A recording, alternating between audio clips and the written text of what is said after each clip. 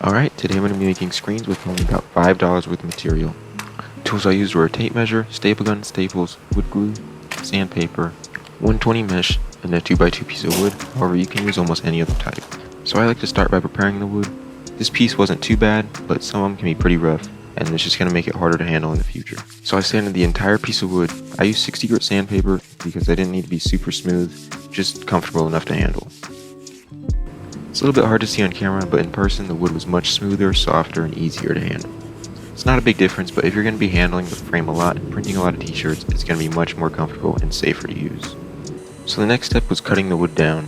I wanted to make my corners with 45-degree angles just so it looked nicer and was easier to assemble. So I started by cutting off the smallest piece of wood at a 45-degree angle to start my corners.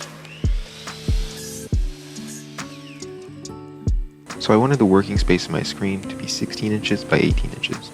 So I measured from the inside of the cut, or the shorter side of the piece of wood, to make my measurement. These measurements don't have to be exact, just as long as they fit together. You'll see after these cuts that the wood makes a trapezoid shape rather than a diamond shape. So I continued to cut my pieces until I had 2 pieces that were 16 inches and 2 pieces that were 18 inches.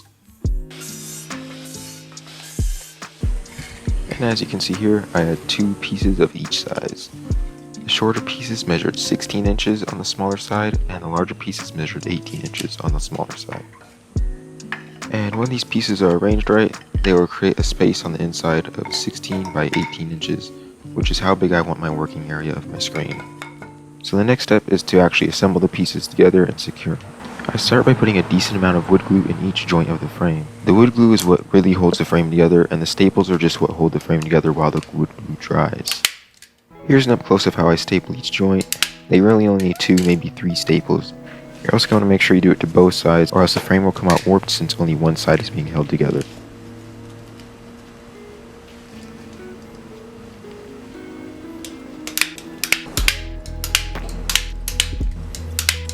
And after stapling both sides, you should have a pretty sturdy and secure frame. It's a good idea to wipe off as much excess wood glue as possible, as it'll make sanding and cleaning up the frame later easier.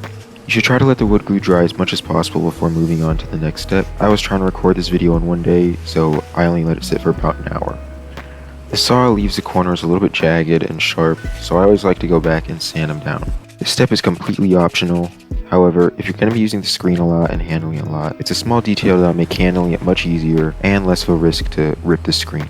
As you can see here, the corners are a lot smoother and softer. The step really takes about 5 minutes, and if you can get as much wood glue off as possible beforehand, it'll be even faster. And one of the final steps is actually adding the screen onto your frame. Here I cut off a piece that's just a couple inches wider on each side of the frame. Though saving as much screen for later as possible is nice, having more excess around the frame will make this next step much easier. So to put the frame on, I just use a staple gun again, and I start by securing just 2 sides. These sides don't have to be super tight, however I like to keep a decent amount of tension on them, that way there's no wrinkles in between the staple. I also like to leave about 1.5 to 2 inches in between each staple. This will come in handy later. You might notice I also decided to attach the screen on the side of the frame. I'll address this more later in the video.